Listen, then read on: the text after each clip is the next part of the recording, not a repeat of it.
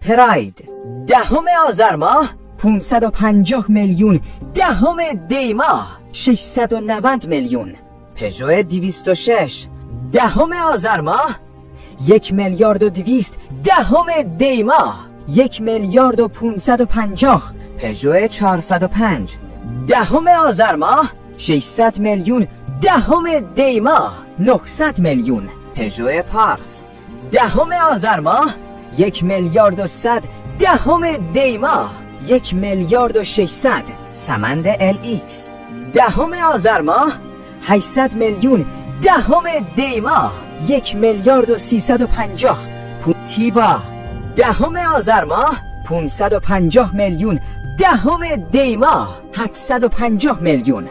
رنو تندر 90. 10 آذر ماه 900 میلیون.